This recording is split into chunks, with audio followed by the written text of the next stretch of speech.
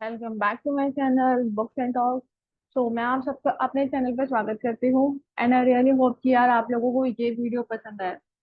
तो आज हम BLLB के थर्ड ईयर के फिफ्थ सेमेस्टर की वीडियो लेके आए हैं। आज हम IPC की यूनिट फर्स्ट डिस्कस करेंगे। मतलब कि जो आपके सिलेबस में लॉ ऑफ क्राइम्स है उसके अंदर आप IPC ही पढ़ेंगे। ठीक है। तो आज हम IPC की यूनिट फर्स्ट लेके आए हैं जो है जनरल प्रिंसिपल्स ऑफ क्राइम। तो यार ये आप लोग का अब थर्ड ईयर स्टार्ट हुआ है। थर्ड ईयर के अंदर आप लोग बहुत सारी चीजें सीखते हो। ये इससे पहले आप BA के सब्जेक्ट पढ़ रहे थे, बट नाउ थर्ड ईयर है। थर्ड ईयर पे थोड़ा ज्यादा फोकस करना। ठीक है, वो भी इसलिए क्योंकि थर्ड ईयर में आप लोग को BRS फील करना सिखाई जाएगी। ठीक है, केस लॉ जो लैंडमार्क जजमेंट्स हैं वो सब आप लोग को पता चलेगी जो आपकी जुडिशरी के लिए काम आएगी। ठीक है, क्योंकि इस ईयर में आके आप बेसिक चीजें सीखते हो, फिर आगे तो कॉमन हो ही जाएगा, बट अभी ये थोड़ी स्टार्टिंग है, थोड़ा सा ज्यादा ध्यान देना। ठीक है, तो अब आज हम इसमें बात करेंगे जनरल प्रिंसिपल ऑफ क्राइम की। और दूसरी बात ये है कि अगर आप जुडिशरी की तैयारी कर रहे हो या फिर आप किसी गवर्नमेंट एग्जाम की तैयारी कर रहे हो तो मैं आपको रिकमेंड करूंगी कि यार IPC के लिए ना आप लोग SN मिश्रा लेना। क्योंकि SN मिश्रा की जो बुक है वो बहुत अच्छी है। उसके अंदर आपको कॉन्सेप्ट क्लैरिटी मिल जाएगी। उसमें आपको सारे केस लॉज मिल जाएंगे। ठीक है, उसमें बेसिक से बेसिक सारे कॉन्सेप्ट हैं। ठीक है, बेसिक से लेकर एडवांस तक विद एक्सप्लेनेशन सारे कॉन्सेप्ट हैं। तो वो आपकी ज्यादा हेल्प करेगा SN मिश्रा। क्योंकि बेयर एक्ट के साथ साथ टेक्स्ट बुक होना बहुत जरूरी है। बेयर एक्ट से आप खाली पूरा कॉन्सेप्ट अच्छे से नहीं समझ सकते जितना अच्छे से आपको टेक्स्ट बुक समझा सकती है कॉन्सेप्ट। ठीक है ना। तो चलिए अब आगे बढ़ते हैं इसी के साथ, और प्लीज मेरे चैनल को सब्सक्राइब कर दें और वीडियो को लाइक कर दें। अब हम बात करते हैं आज हम इस वीडियो में क्या क्या डिस्कस करेंगे। तो आज हम इसके अंदर कॉन्सेप्ट ऑफ क्राइम के बारे में जानेंगे कि क्राइम क्या होता है, सिविल और क्रिमिनल रॉन्ग क्या होता है वो हम जानेंगे, कौन कौन से एलिमेंट्स है क्राइम के उसके बारे में जानेंगे, क्या क्या स्टेजेस है क्राइम की वो हम जानेंगे, फिर लाइबिलिटी के बारे में जानेंगे, कंस्ट्रक्टिव लाइबिलिटी के बारे में जानेंगे, common intention and common object के डिफरेंस हम जानेंगे। और इसी के साथ साथ जो प्रीवियस ईयर के क्वेश्चन है जो एक यूनिट से आए हैं उसके बारे में भी हम जानेंगे, उसको भी हम इस वीडियो में स्टडी करेंगे। ठीक है, प्लीज गाइस वीडियो के लास्ट तक बने रहिएगा, ये सारे कॉन्सेप्ट आपको वीडियो के लास्ट में मिल जाएंगे। और हाँ, ये जो नोट्स है, जो नोट्स का PDF है वो भी आपको मिल जाएगा। इसके लिए आपको मेरे को HR Education 01 पर मैसेज करना पड़ेगा। ठीक है, चलिए अब हम स्टार्ट करते हैं। क्राइम, अब बात करूँ क्राइम, तो क्राइम सुनते ही आप लोगों के दिमाग में सबसे पहले क्या आया? आई थिंक आप लोगों के दिमाग में आएगा कुछ गलत करना क्राइम होता है। ठीक है, बिल्कुल। तो क्राइम क्या है? जो सोसाइटी कहती है कि हाँ यार ये गलत है, ये सोसाइटी के मॉरल सेंटिमेंट्स के अगेंस्ट है, वो क्राइम है। जो वायलेशन हो रहा है क्रिमिनल लॉ का वो भी क्राइम है।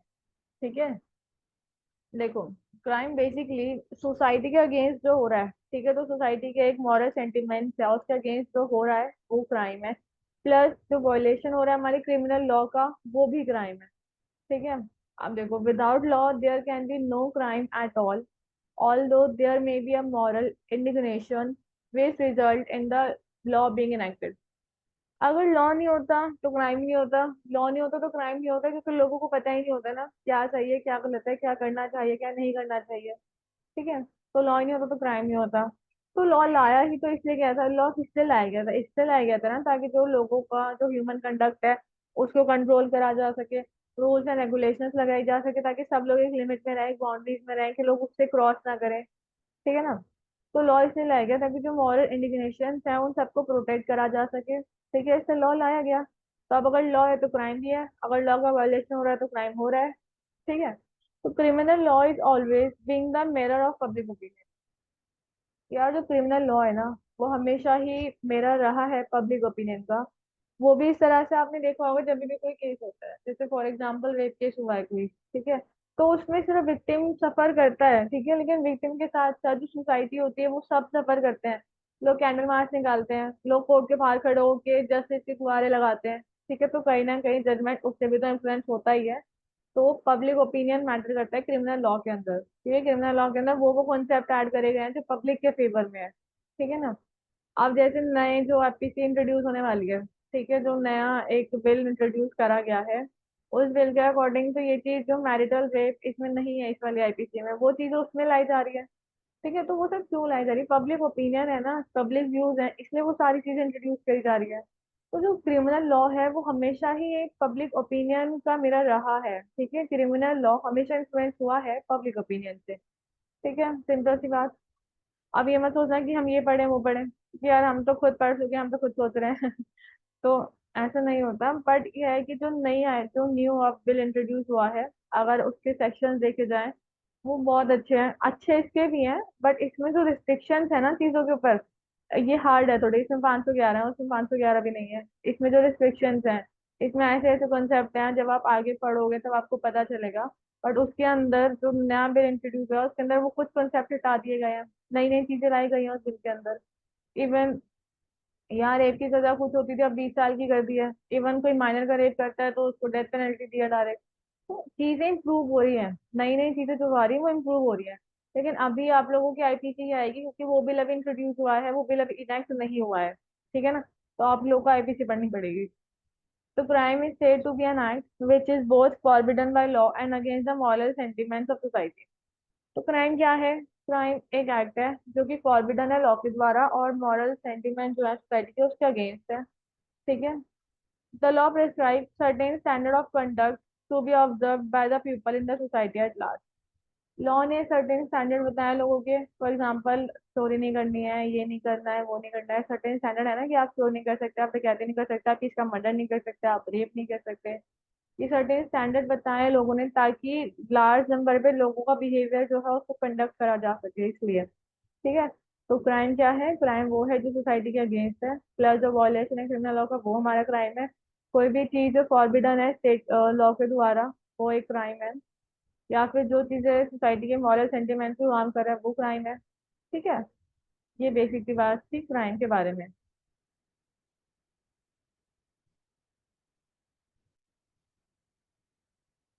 देखिए, क्राइम को ऐसे रैंक बोला गया जो पनिशेबल है लॉ के द्वारा और फॉरबिडन है बाय स्टेट के द्वारा और इन चीजों से पब्लिक वेलफेयर के लिए, वो हमारा क्राइम है। ठीक है? और ऑफेंस क्या होता है? whatever the legislature has prohibited for good or bad reasons। Offence में वो है जो लेजिस्लेचर ने जो चीज मना किया है वो तुम कर रहे हो, वो ऑफेंस है। जैसे कि breach of law, breach of duty, breach of trust. ठीक है? ये सब ऑफेंसेस हैं। आपने सिग्नल तोड़ दिए, वो ऑफेंस है। तो जो चीजें लेजिस्लेचर के अगेंस्ट है वो ऑफेंसेस है। लेकिन क्राइम में इफेक्ट ये होता है कि क्राइम क्राइम लोग नए नए क्रिएट कर लेते हैं, जो तुम सोच नहीं सकते ना, वो लोग क्रिएट करके बैठ जाते हैं भाई क्राइम में। तो क्राइम के अंदर नए नए क्राइम लोग इंट्रोड्यूस करते हैं। जैसे पहले अगर आप लोग को पता होगा, एसिड अटैक हमारा उसमें, हम्म, नाइन हमारा जो 96 से 106 तक हमारा प्राइवेट डिफेंस है आईपीसी के अंदर। ठीक है? तो 96 से 106 के बीच में एक सेक्शन 100 आता है। सेक्शन 100 डील करता है कि किस केस में आप सामने वाले को डेथ कॉज कर सकते हो जब प्राइवेट डिफेंस में। तो उसमें पहले हुआ करते थे 6, उसके अंदर पहले एजम्पशंस थी, मतलब 6 कंडीशंस थी। अब उसके अंदर 7 है। अब उसके अंदर एसिड अटैक लगाया गया है, मतलब एसिड अटैक अब आया, जो क्योंकि जब हमने पढ़ा था, जो मैम थी जिनकी पुरानी वाली बुक थी, उसमें एसिड अटैक नहीं है। पर आपकी बुक्स में एसिड अटैक उसके अंदर इंक्लूड करा गया है। वो क्यों इंक्लूड करा है? क्योंकि एसिड अटैक नया आया है ना, लोगों ने ये चीजें करना स्टार्ट करी हैं, तभी तो वो चीजें पनिशेबल हुई हैं। तो क्राइम एक तो आप डिफाइन नहीं कर सकते कि क्राइम में ये होगा वो होगा, लोग नए नए चीजें उठा लाते हैं। तो क्राइम, इवन क्राइम एक लार्जर लेवल पे इन्फ्लुएंस करता है, लार्जर लेवल पे इफेक्ट करता है क्राइम। ठीक है? ऑफेंसिव नहीं करता है। ठीक है? सिंपल सी बात है, तो इसलिए क्राइम ज्यादा डेंजरस होता है ऑफेंस के कंपैरिजन में। ठीक है? यार अगर किसी को कोई भी डाउट हो ना, तो प्लीज मुझे कमेंट बॉक्स में बता देना है, किसी की कोई रिकमेंडेशन हो वो भी बता देना। तो अब बात करते हैं क्रिमिनल रॉन्ग की, कि क्रिमिनल रॉन्ग क्या होता है और सिविल रॉन्ग क्या होता है। देखो, क्रिमिनल रॉन्ग का ग्रेटर इंटरफेरेंस होता है दूसरों की हैप्पीनेस के साथ। ठीक है? इसका ग्रेटर इंटरफेरेंस होता है दूसरों की हैप्पीनेस के साथ। ठीक है? ये इंटेंशनली एंड वॉलेंटरली करा जाता है। इंटेंशनली एंड वॉलेंटरली ये एक्ट करा जाता है एविल माइंड के साथ। ठीक है? अब मुझे मर्डर करना है, तो ये तो नहीं नहीं मैं किसी अच्छे के लिए कर रही हूँ, नहीं, मेरा इंटेंशन है, मेरा एविल इंटेंशन है ना, तभी तो कर रही हूँ। अब है इंजीरियस टू सोसाइटी। ये सोसाइटी के लिए इंजीरियस होता है। इसका इंटेलिजेंस काफी ग्रेटर होता है। इसमें एक्यूज को बेनिफिट ऑफ डाउट दिया जाता है कि वो एक बार साबित कर सके कि उसने ऐसा नहीं करा है, या उसका कोई रीजन हो। नेम ऑफ स्टेट के नाम से होते हैं क्रिमिनल लॉ। आप लोगों ने देखा होगा कि विक्टिम का नाम डिस्क्लोज नहीं करा जाता है केसेस में, और इसके पीछे भी केस लॉ है। ठीक है ना? जो चीजें चेंजेस हुए हैं ना, उन सबके पीछे एक लैंडमार्क केस है, और जो केसेस आपके आईपीसी में पूछे जाते हैं वो ये केसेस है। क्योंकि आईपीसी में जैसे कि आप लोग अगर जुडिशरी एग्जाम दे रहे हो, तो उसके लिए ज्यादातर लैंडमार्क केसेस ही आप लोगों से पूछे जाते हैं, लैंडमार्क केसेस की ही रेफरेंस आती है। तो उन सब केसेस में जो लैंडमार्क केसेस है ना, उन्हीं सब से जो डिसीजन चेंज हुआ है, उन्हीं सब से जो इफेक्ट पड़ा है, वो चीज इंपॉर्टेंट होती है। ठीक है। अब बात करते हैं सिविल रॉन्ग की। तो मैं तो आपको एक चीज बोलूंगी कि अगर किसी को लैंडमार्क वो चाहिए हो ना, लैंडमार्क केसेस का एक पीडीएफ जिसके अंदर ये सब चीजें लिखी हुई हैं कि कब ये वाला केस हुआ था जिसके अंदर ये नेम ऑफ स्टेट पे होने लग गया। इवन कब वो केस हुआ था जिसके अंदर जो होमोसेक्सुअलिटी थी उसको अनकॉन्स्टिट्यूशनल कर दिया गया था, उस सेक्शन को अनकॉन्स्टिट्यूशनल कर दिया गया था, और होमोसेक्सुअलिटी को लीगल करा गया था। तो ऐसे जो लैंडमार्क केसेस होते हैं ना, वो आप लोगों को पढ़ने चाहिए, क्योंकि वो आप लोगों के आगे काम आएंगे। अगर किसी को लैंडमार्क केसेस का पीडीएफ चाहिए हो तो वो मुझे बता देना, क्योंकि मेरे पास है। ठीक है। और इसमें इंडिविजुअल के इंटरफेरेंस के साथ हैप्पीनेस, मतलब इंडिविजुअल की जो हैप्पीनेस होती है उसके अंदर इंटरफेरेंस होता है। इसके अंदर इंटेंशन जो है नेसेसरी नहीं होता, ये ना ही सोसाइटी के लिए इंजीरियस होता। इसके अंदर लेस इंटेलिजेंस होती है। ठीक है। इसके अंदर कोई भी बेनिफिट नहीं दिया जाता है, जैसे इसके अंदर बेनिफिट ऑफ डाउट दिया जाता है, इसके अंदर नहीं दिया जाता है। इसके अंदर जो पनिशमेंट दी जाती है वो कॉम्प्रोमाइज होता है, कंपनसेशन होता है। इसके अंदर आपको पीनल पनिशमेंट दी जाती है, जैसे पेनल्टी हो गया या जो पनिशमेंट हो गई वो आपको दी जाती है क्रिमिनल लॉ में। ठीक है। आप लोग को डिफरेंस समझ में आया क्रिमिनल लॉ में सिविल लॉ में? अगर प्लीज किसी को कोई भी डाउट हो तो वो प्लीज कमेंट बॉक्स में अपना डाउट ड्रॉप कर देना। समझ आया डिफरेंस? थोड़ा सा डिफरेंस है। चलिए अब आगे चलते हैं। अब बात करते हैं एलिमेंट्स ऑफ क्राइम। क्राइम के कौन कौन से एलिमेंट होते हैं। ये टॉपिक इंपॉर्टेंट है क्योंकि इसी से पेपर में इसी से क्वेश्चन आते हैं। सबसे पहला कि ह्यूमन बींग होना चाहिए। जो इंसान क्राइम कमिट कर रहा है वो ह्यूमन बींग होना चाहिए।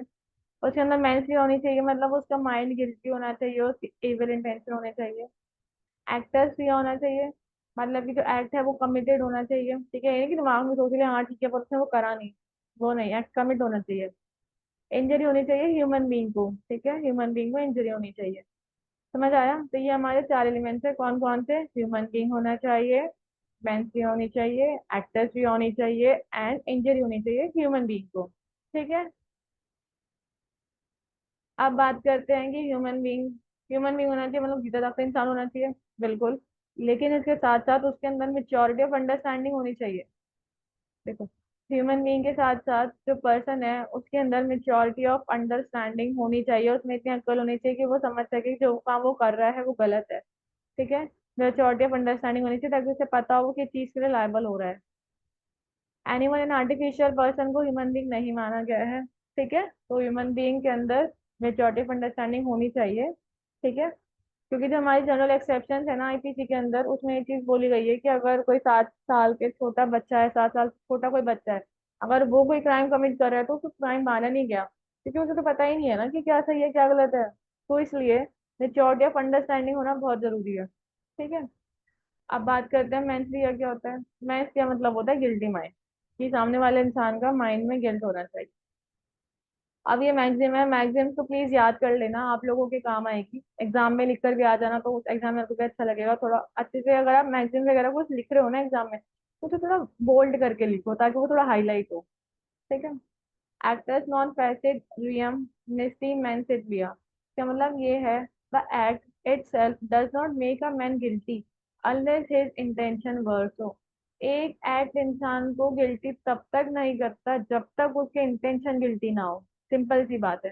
जब तक आपके इंटेंशन खराब नहीं है ना किसी एक्ट को लेके, आप उस एक्ट के लिए गिल्टी नहीं हो। अगर आपके इंटेंशन खराब है तभी आप उस एक्ट के लिए गिल्टी हो। ठीक है। एक्टर्स मीन विंडो फैक्टर्स नॉन एज मैन एक्टर्स। इसका मतलब ये है जो एक्ट मेरी विल के अगेंस्ट मुझसे कराया गया है वो मेरा एक्ट नहीं है। मतलब मेरी इच्छा के विरुद्ध जो मुझसे एक्ट कराया गया है, मेरी इच्छा के विरुद्ध जो मुझसे काम कराया गया है वो मेरा एक्ट नहीं है। ठीक है। अगर आपकी इच्छा के विरुद्ध आपसे कोई काम कराया जाए तो वो आपका एक्ट नहीं माना जाएगा। ठीक है। समझ आया मेंस्ट्रिया क्या होता है? मेंस्ट्रिया का सिंपल मतलब है गिल्टी माइंड, की इंसान की एविल इंटेंशन होने चाहिए। इंडिया के अंदर कोई पर्टिकुलर डॉक्ट्राइन नहीं है मेंस्ट्रिया की, क्योंकि इंडिया के अंदर जो केसेस आते हैं मेंस्ट्रिया उसी से पता चल जाती है। जो केसेस के फैक्ट्स होते हैं उनसे मेंस्ट्रिया का पता चल जाता है। ठीक है। अब बात करते हैं एक्टर्स की। एक्टर्स क्या है? एक्टर्स कंडक्ट है। जैसे मेंस्ट्रिया में बंदे ने सोचा कि हाँ मुझे मर्डर करना है, एक्टर्स में वो उसने जाके कमिट कर दिया। ठीक है। इसका मतलब होता है ह्यूमन कंडक्ट, जो कि लॉ प्रिवेंट कराएगी वो काम आप नहीं करो। ठीक है। Means happening of something. Basically actors का मतलब ये है कि कोई ह्यूमन कंडक्ट हो रहा है जिसे लॉ ने मना करा है कि आप ये चीज मत करो। मतलब गिल्टी कंडक्ट जो लॉ मना कर रहा है मत करो, पर आपने वो काम कर दिया। ठीक है। एक्टर्स का मतलब ह्यूमन कंडक्ट, वो चीज होनी चाहिए दिमाग में जो है वो तब तक तो मैंने है, पर जब वो हो गई, जब वो कमिट हो गई है तो वो एक्टर्स की हो गई है। चौथी बात ये कि उससे जो आपने कमिट करा है उससे इंजरी होनी चाहिए ह्यूमन बीइंग को। ठीक है। सेक्शन 44 आईपीसी डिफाइन करता है इंजरी को। इसके अंदर ये बोला गया है, कोई भी पर्सन या किसी की बॉडी, माइंड, रेपुटेशन और प्रॉपर्टी को इंजरी होती है। इंजरी इसमें बॉडी की बताई गई है, पर्सन की बताई गई है, माइंड की बताई गई है, रेपुटेशन की बताई गई है और प्रॉपर्टी की बताई गई है। ठीक है।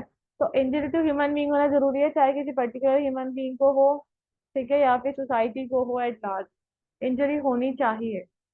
ठीक है ना। तो कौन कौन से चार एलिमेंट्स थे? सबसे पहला था हमारा ह्यूमन बीइंग होना चाहिए, दूसरा था हमारा मेंस्ट्रिया, तीसरा था एक्टोस्फिया, चौथा था इंजरी टू ह्यूमन बीइंग। ठीक है। समझ आया? क्या प्लीज कोई भी डाउट हो प्लीज कमेंट में ड्रॉप कर देना। अब देखो ये कुछ एलिमेंट्स जो हमारे नेसेसरी है, एक्टोस्फिया, मेंस्ट्रिया, क्राइम हो गया। देखो ह्यूमन बीइंग है ये। देखो एक एग्जांपल मैंने आपके सामने ये इमेज लगाई इसलिए ताकि आपको और अच्छे से समझ में आए। एक सेकंड। तो ये एक ह्यूमन बीइंग है, ठीक है, ये पर्सन एक ह्यूमन बीइंग है, इसके दिमाग में इविल इंटेंशन, इसके दिमाग में है कि हाँ इसे इसके नाक तोड़ना है, इसका मुंह तोड़ना है, इसे पीटना है। ठीक है। ये ह्यूमन बीइंग हो गया, हमारा फर्स्ट एलिमेंट कंप्लीट हो गया कि ह्यूमन बीइंग है, बड़ा है, मेच्योरिटी ऑफ अंडरस्टैंडिंग है, इसे पता है ये क्या कर रहा है। ठीक है। इसका इंटेंशन था, मेंटली इसके दिमाग में था, इसने इसको घूसा मार दिया मतलब कि एक्टर्स किया हो गया, और इसको इंजरी हो गई, इसका सर फूट गया, तो फिर ये क्या हो गया, ये हो गया क्राइम। ठीक है।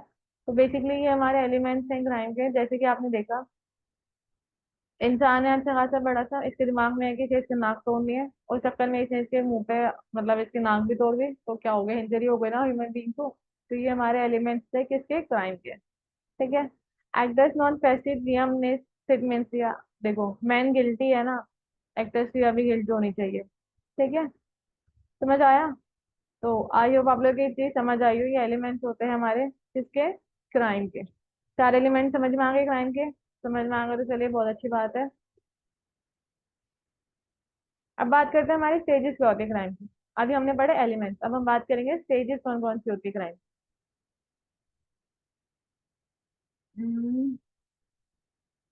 तो स्टेजेस में हमारी सबसे पहली स्टेज आती है इंटेंशन। इंटेंशन बोले तो मैंने सोच लिया, देख मेरे इंटेंशन है, मेरे इंटेंशन है कि मुझे ना, फॉर एग्जाम्पल मेरे इंटेंशन है कि हाँ मुझे मेरे पड़ोस वाले इंसान मतलब मेरे पड़ोस वाले आंटी का मर्डर करना है, बहुत ज्यादा बोलते हैं मेरे बारे में। ठीक है, फॉर एग्जाम्पल। ठीक है। तो ये फर्स्ट स्टेज थी, मतलब ये मेरी मेंटल स्टेज थी, मेरे दिमाग में आया ऐसा। ठीक है। इस स्टेज के अंदर लोग पनिशेबल नहीं होते क्योंकि इंटेंशन खराब है, करा थोड़ी है। मतलब कि मेरा इंटेंशन तो खराब है, मेरा मन है कि हाँ यार इन आंटी का मैं मर्डर मर्डर करता हूँ, बहुत बोलती है मेरे बारे में जब भी आती है। तो ये मेरी फर्स्ट स्टेज है क्योंकि मेरी मेंटल स्टेज है, मैं सिर्फ सोच रही हूँ इस बारे में, कर थोड़ी ना रही हूँ, सोच ही तो रही हूँ, सोचने पे कोई पाबंदी थोड़ी लगा सकता है। तो ये हमारा इंटेंशन फर्स्ट स्टेज होती है। The offender decide the motive and decide his course और direction toward the offence. Intention के अंदर इंसान डिसाइड करता है उसका मोटिव क्या है और किस तरीके से उसे वो ऑफेंस करना है, उसके डायरेक्शन ढूंढता है। तो मुझे अगर आंटी का मर्डर करना है तो मैंने सोचा कि चलो आंटी को ना अपने घर से चावल बना के लेके जाऊंगी, उसके अंदर थोड़ा जहर मिला दूंगी, आंटी को पता नहीं चलेगा, आंटी खा लेंगे और मर जाएंगी। ये मेरे इंटेंशन थे जो मैंने सोचे, नॉर्मली एग्जाम्पल है ये मेरे इंटेंशन थे जो मैंने सोचे। ठीक है। अब प्रिपरेशन में सेकेंड स्टेज हुई प्रिपरेशन। प्रिपरेशन में मैंने क्या किया, प्रिपरेशन भी अनलॉफुल नहीं होती है। मैं प्रिपरेशन में जाके मैंने मेडिकल स्टोर वाले से बोला कि यार जहर दे दो, उसने मना कर दिया कि नहीं हम तो नहीं देंगे, ये कोई देने की चीज है। तो फिर भी चलो सेटिंग वेटिंग करके जैसे तैसे कुछ भी ले लिया। ठीक है, जहर अगर सपोज ले भी लिया जहर, ठीक है, वो होती है सेकंड स्टेज। कि जो मुझे काम चाहिए था उस अपने जो ऑफेंस है उसको पूरा करने के लिए, जो मुझे प्रिपरेशन करनी थी वो प्रिपरेशन मैंने कर ली। ठीक है, मतलब चावल बना लिया उसमें जहर मिला दिया। ठीक है, सब कुछ हो गया। उसके बाद इसमें एक एक्सेप्शन है प्रिपरेशन में, ये है कि अगर आप गवर्नमेंट के अगेंस्ट में प्रिपरेशन कर रहे हो तो वो पनिशेबल है, अगर पता चल गई, नजरों में आ गई। मतलब कि आप ये नहीं कर सकते कि आप बहुत सारे हथियार इकट्ठे कर लो, ठीक है, या घरों में आप ऊपर छत पर हथियार रख लो कि नहीं लोग आएंगे उन्हें फेंकेंगे या उन्हें मारेंगे, ये सब चीजें। अगर कोई ऐसी प्रिपरेशन है जो गवर्नमेंट के अगेंस्ट है और वो चीज पता चल गई तो उसके लिए आप पनिशेबल होंगे, कॉन्स्पिरेसी में आप पनिशेबल होंगे। ठीक है। क्योंकि गवर्नमेंट के अगेंस्ट कोई भी प्रिपरेशन आप कर रहे हो अनलॉफुल, तो फिर उसमें पनिशेबल आप होंगे। ठीक है। सिर्फ मैं तो नॉर्मल आंटी के खिलाफ कर रही थी ना, तो उसमें पनिशेबल नहीं हो, क्योंकि सिर्फ प्रिपरेशन ही था, अटेम्प्ट थोड़ी किया है। अभी जो प्रिपरेशन तो करिए, यहाँ संभालना क्या रखा, हो सकता है मेरे इंसान अंदर का इंसान जाग जाए और मैं ऐसा ना करूँ। ठीक है। तो फर्स्ट स्टेज से इंटेंशन मेरे दिमाग में आया, सेकंड स्टेज से मैंने उसे प्रिपरेशन करने के लिए मैं जहर ले आई। ठीक है। अब आई थर्ड स्टेज, अटेम्प्ट। अटेम्प्ट एक थर्ड स्टेज है। और crime of attempting is punishable.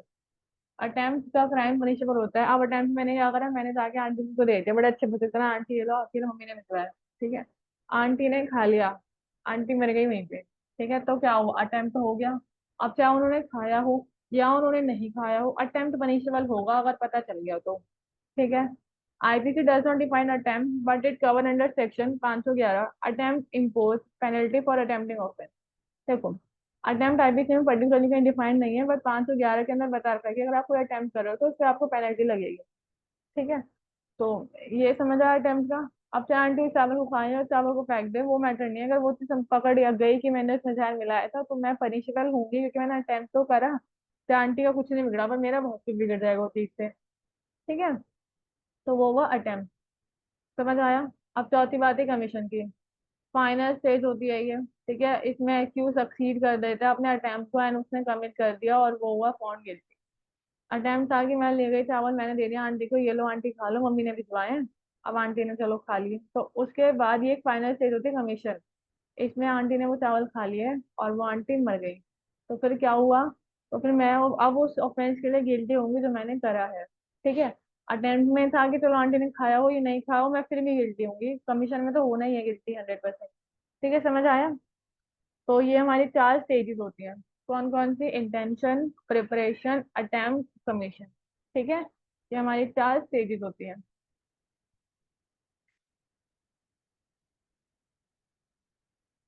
अब बात करते हैं स्ट्रिक्ट लायबिलिटी की। यार वीडियो कैसी लग रही है प्लीज कमेंट बॉक्स में जरूर बताना। और कोई भी डाउट हो किसी को तो प्लीज वो कमेंट बॉक्स में अपने डाउट ड्रॉप कर देना। ठीक है। अब बात करते हैं स्ट्रिक्ट लायबिलिटी की। The principle of strict liability states that any person who keeps hazardous substance on his premises will be held responsible if such substance escape from premises and cause any damage involved। यार strict liability में ये है कि अगर आप अपनी premises के अंदर कोई हेजार्डियस सब्सटेंस रखते हो, ठीक है, और वो एस्केप हो गया, लोगों की नजरों में आ गया, या उससे कोई डैमेज कॉज हो गया, चाहे आपकी गलती हो या आपकी गलती नहीं हो, पर उससे डैमेज कॉज हो गया, तो उसके लिए आप रिस्पॉन्सिबल होंगे। ठीक है। तो ग्रेविटी का कॉन्सेप्ट हमारा रैलेंस वर्सेस फ्लेचर केस में आया था 1868 में। ठीक है। Cases involving statutory rape and sale of alcohol और tobacco to minors are prime examples of this. देखो, अब कोई बंदा रेप कर रहा है या कोई अल्कोहल बेच बेच रहा है, या कोई टबैको बेच रहा है, माइनर को बेच रहे हैं, तो ये एग्जाम्पल है किसके, स्ट्रिक्ट लायबिलिटी के। ठीक है। इसमें ये मैटर नहीं करता कि आप गिल्टी हो या नहीं हो।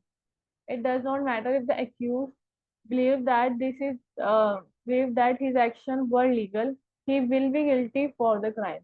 ठीक है। अब उसका तो काम था अल्कोहल बेचने का, तो उसने बेच दी, उसके एक्शन तो लीगल है ना।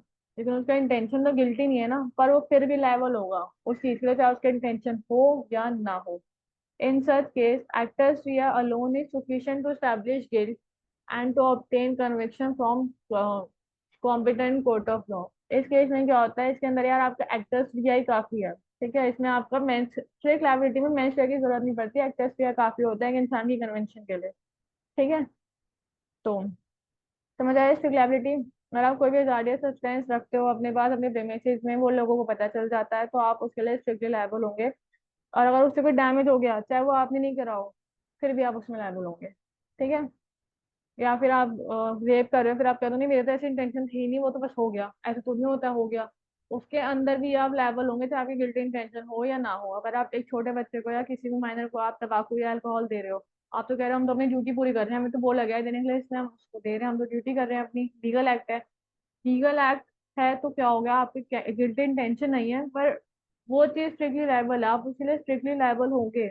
ठीक है। क्योंकि जो चीजें मना है, जो चीजें आपको नहीं करनी चाहिए, जिसके ऊपर स्ट्रिक्ट लायबिलिटी लगी हुई है, जिससे आप ज्यादा लायबल होंगे और आप वो काम कर रहे हो ना, उसमें आप लोगों को कोई डिफरेंस नहीं मिलता है। स्ट्रिक्ट लायबिलिटी में आप लोग डायरेक्ट लायबल होंगे, चाहे आपके एबल इंटेंशन हो या फिर ना हो। ठीक है।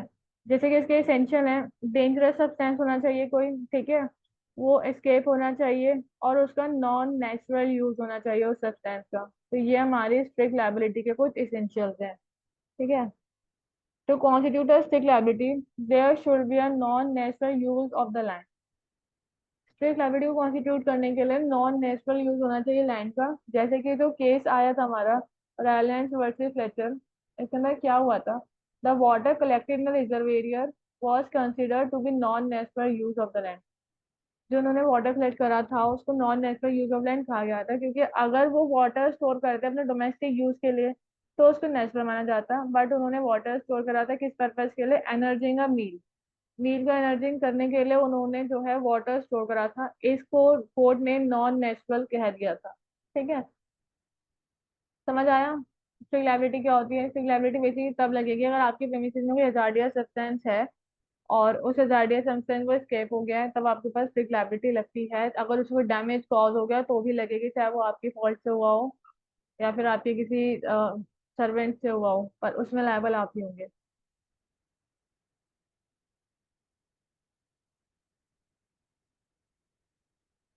अब है इसके एक्सेप्शन की बात करते हैं। अब आप ये मत सोचो तो मैंने स्लाइड पीछे स्किप किया, उसमें क्या था, उसमें कुछ नहीं था, वो एक पेज गलती से ऐड हो गया था, जो लाइन पीछे थी वो उस पेज पे आगे लिखी थी, तो इससे मैंने वो हटा दिया। अब इसके एक्सेप्शंस क्या है, there are certain exceptions to the rule of strict liability. कुछ एक्सेप्शंस हैं स्ट्रिक्ट लायबिलिटी की, जैसे कि प्लांटिफ की फॉल्ट हो, मतलब प्लांटिफ की खुद की फॉल्ट हो, the plaintiff is a fault and any damage is cause, the defendant would not be held liable as the plaintiff himself came in the contact of the dangerous thing. आप फर्ज करो, मतलब suppose करो, मैंने कोई शेर पाल रखा है, ठीक है, मैंने बाहर लिखा है कि अंदर मत आइए, अंदर आना आपकी जान के लिए खतरा हो सकता है या फिर जान के लिए हानिकारक हो सकता है, मैंने बाहर बोर्ड लगाया है, उसके बावजूद भी प्लांटिफ उस चीज से कॉन्ट्रैक्ट में आया, तो उसके लिए मैं लायबल नहीं होंगी, मैंने तो पहले ही मना किया था, मैंने तो मना कर रहा है, बोर्ड लगा हुआ है सामने, ठीक है। तो उस चीज के लिए प्लांटिफ, उस चीज के लिए डिफेंडेंट लायबल नहीं होगा, उसके लिए प्लांटिफ ही लायबल होगा। डिफेंडेंट जो अपना डिफेंस ले रहा है, प्लांटिफ जिसने पिटीशन डाला है, ठीक है ना। अब आया act of God. Act of God बोले तो, act of God, the phrase act of God can be define as an event which is beyond the control of human agency. मतलब कोई भी एक्ट जो ह्यूमन एजेंसी कंट्रोल नहीं कर सकती है वो एक्ट ऑफ गॉड है। अब बाढ़ आ गई, भूकंप आ गई यार, उसके अंदर उनके प्रेमिसेस में तो हजार्डियन सब्सटेंस था, भूकंप से वो बिल्डिंग गिर गई है, वो तो करता है इसका।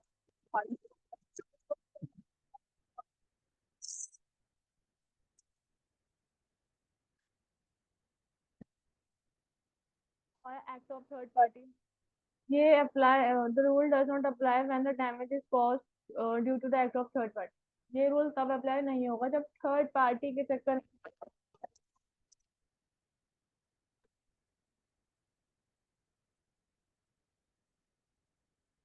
है, ना ही control होना चाहिए किसी भी वर्क में डिपेंडेंट। बेसिकली डिपेंडेंट का उसका दूर दूर तक कोई लेना देना नहीं होना चाहिए उस थर्ड पार्टी का, ठीक है। अब आया consent of the plaintiff, the exception follow the principle volenti non fit injuria. मतलब कि प्लांटिव ने खुद ही कंसेंट दिया कि हाँ चलो ठीक है मैं ये काम कर लूंगा, जबकि वो जानता है कि इस काम में इंजरी हो सकती है, फिर भी उसने अपनी वॉलेंटरली उसने अपनी कंसेंट दी है। तो इस केस में एक्सेप्शन मिलती है डिपेंडेंट को कि भाई उन्होंने अपनी कंसेंट दी थी, मैंने उन्हें फोर्स नहीं करा था, ठीक है। तो ये कुछ एक्सेप्शन है हमारे स्ट्रिक्ट लायबिलिटी के, ठीक है। समझ आया? आई होप आपको समझ आया हो। अब बात करते हैं कंस्ट्रक्टिव लायबिलिटी की। हम्म।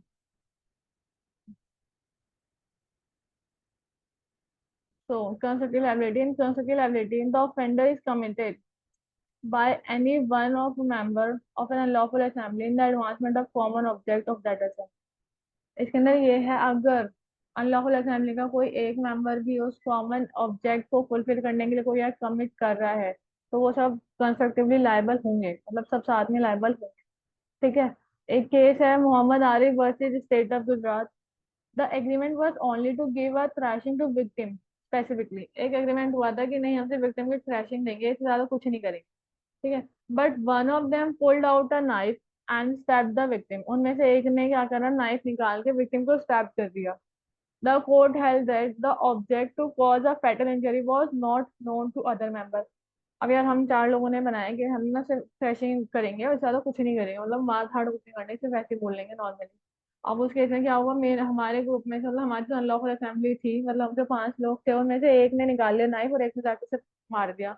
अब हमें तो नहीं पता था कि वो ऐसा कुछ करेगा, ठीक है, ना ही हमें कोई आइडिया था, क्योंकि ये तो हमारा ऑब्जेक्ट ही नहीं था ना। हमारा ऑब्जेक्ट क्या था कि हमें उसे सिर्फ क्रैश करना है या फिर हमें उसे सिर्फ डराना धमकाना है, हमें उसे मारना नहीं है, ठीक है।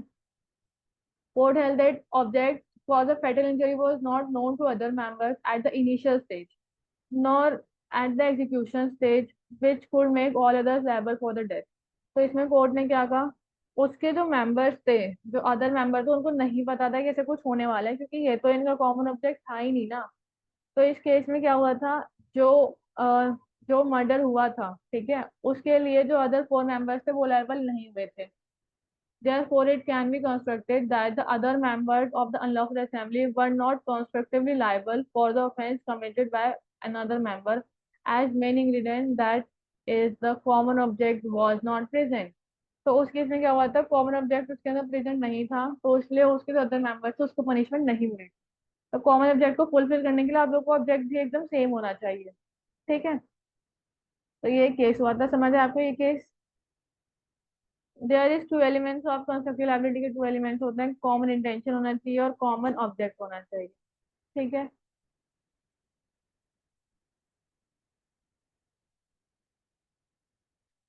आई होप यार आप लोगों को ये समझ आ, नहीं समझ आ, कोई भी डाउट हो प्लीज कमेंट बॉक्स में ड्रॉप कर देना।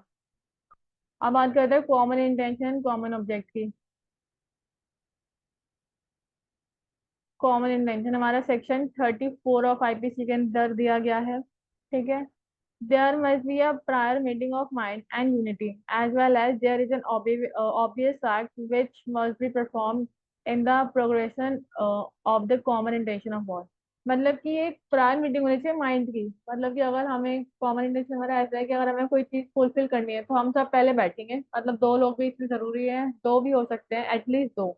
तो हम बैठेंगे, हम हमारी बैठ के पहले प्रायर मीटिंग होनी चाहिए माइंड की कि नहीं यार हमारा इंटेंशन उनका सेम है कि हमें उसको मर्डर करना है, ठीक है, हमारे इंटेंशन सेम होने चाहिए, और हमारी एक प्रायर मीटिंग होनी चाहिए माइंड की एक्ट कमिट होने से पहले। Required before the act, criminal act इसका रिजल्ट होना चाहिए, एटलीस्ट टू पर्सन होने चाहिए, all the person involve in the committing the crime are equal liable.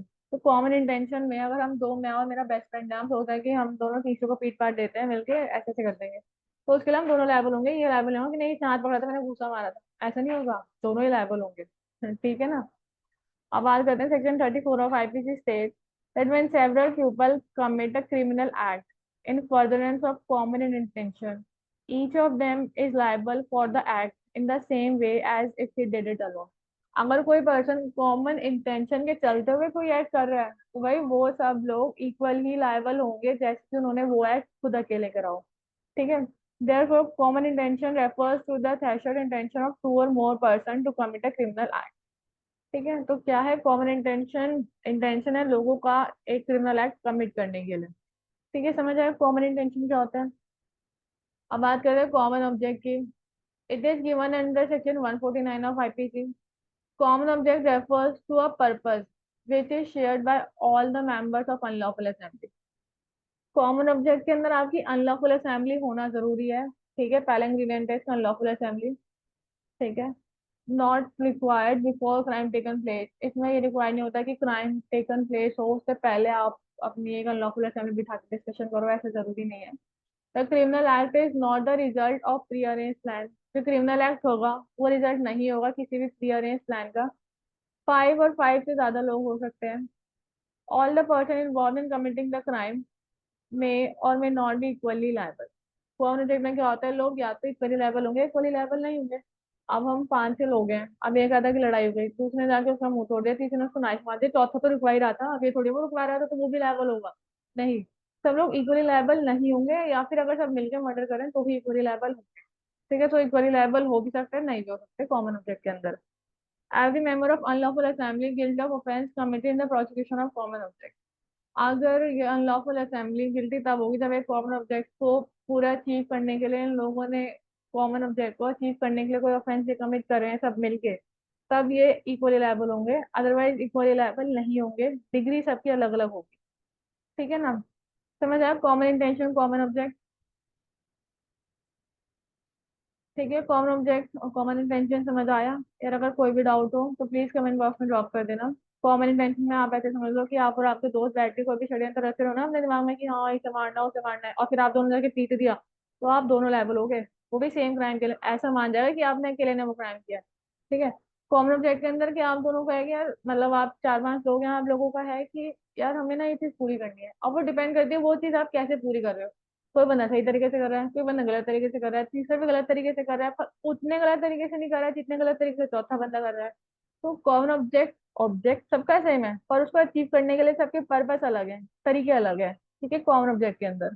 ठीक है, तो इसके लिए जो लोग लायबल होंगे ना वो अलग अलग लायबल होंगे, इक्वली लायबल नहीं होंगे। ठीक है। कॉमन इंटेंशन में इक्वली लायबल होंगे, कॉमन ऑब्जेक्ट में इक्वली लायबल नहीं होंगे। ओके, समझ आया? आई होप से समझ आया, और नहीं भी समझ आया तो प्लीज मुझे कमेंट बॉक्स में अपना डाउट ड्रॉप कर देना। अब बात करते हैं प्रीवियस ईयर क्वेश्चन की। तो प्रीवियस ईयर क्वेश्चन में सबसे पहले आया एलिमेंट्स ऑफ क्राइम। क्राइम के एलिमेंट्स क्या क्या होते हैं? तो हमारे एलिमेंट्स ऑफ क्राइम क्या क्या होते हैं? ह्यूमन बीइंग होना चाहिए, और मेंस होना चाहिए, एक्टर्स से होना चाहिए, और इंजरी होनी चाहिए ह्यूमन बीइंग को। ठीक है, ये आप कर लेंगे, आपको ये चीज समझ में आई है? और यार अगर कोई भी डाउट हो, मैं अभी भी कह रही हूँ, कमेंट बॉक्स में ड्रॉप कर देना। अब क्राइम क्या होता है? क्राइम वही जो सोसाइटी के अगेंस्ट है, जो वॉयलेशन है हमारे क्रिमिनल लॉ का, वो क्राइम है। ठीक है। Discuss the stages up to the committing in crime. इसकी स्टेजेस डिस्कस करनी है। तो इसकी स्टेजेस में हमारा क्या था? पहली स्टेज थी हमारी इंटेंशन। ठीक है। फिर फिर हमारी थी प्रिपरेशन। उसके बाद क्या थी? उसके बाद थी हमारी अटेम्प्टिंग। उसके बाद थी हमारी कमीशन। तो इसको आप ऐसे याद कर सकते हो, IPAC, इंटेंशन, प्रिपरेशन, अटेम्प्ट और कमीशन। तो ये क्या थी? हमारी स्टेजेस थी। किसकी स्टेजेस थी? क्राइम कमिट करने की हमारी स्टेजेस थी। समझ आया? इधर थ्री इसलिए लिखा है क्योंकि ये तीन बार आ चुका है ऑलरेडी। ठीक है, इसलिए मैंने यहाँ पे थ्री लिखा हुआ है। Discuss the elements of crime. इसमें क्राइम के एलिमेंट डिस्कस करना है, आप लोग को पता चल गया। ह्यूमन बीइंग होना चाहिए, मेंस होना चाहिए, एक्टर्स होना चाहिए, और इंजरी होनी चाहिए। किसको? ह्यूमन बीइंग को। और स्टेजेस क्या है? स्टेजेस ये IPAC इसकी स्टेजेस हैं। ठीक है। तो ये थे प्रीवियस के क्वेश्चन जो इस यूनिट से आए हैं। तो प्लीज गाइस, आप लोगों को ये यूनिट कैसी लगी, आप लोगों को ये वीडियो कैसी लगी, प्लीज कमेंट बॉक्स में जरूर बताएं। एंड मेरी आप लोगों से रिक्वेस्ट है कि मेरे वीडियो के साथ बने रहिए, और मेरे चैनल को सब्सक्राइब कर दे, वीडियो को लाइक करो, और अपने कमेंट जरूर ड्रॉप करें। ठीक है। मैं चाहती हूँ कि आप लोग मेरा सपोर्ट करें, सो दैट मैं भी आप लोगों का और अच्छे से सपोर्ट कर सकूँ आप लोग की स्टडीज में। ठीक है। Okay so much guys, and thank you so much for watching my video. तो प्लीज यार, बट मेरी एक रिक्वेस्ट है आप लोगों से कि मेरे चैनल को सब्सक्राइब करें, शेयर करें, लाइक करें और कमेंट करें। ठीक है, कर देना यार, इतना तो कर ही सकते हो। ठीक है। Okay, so thank you so much guys.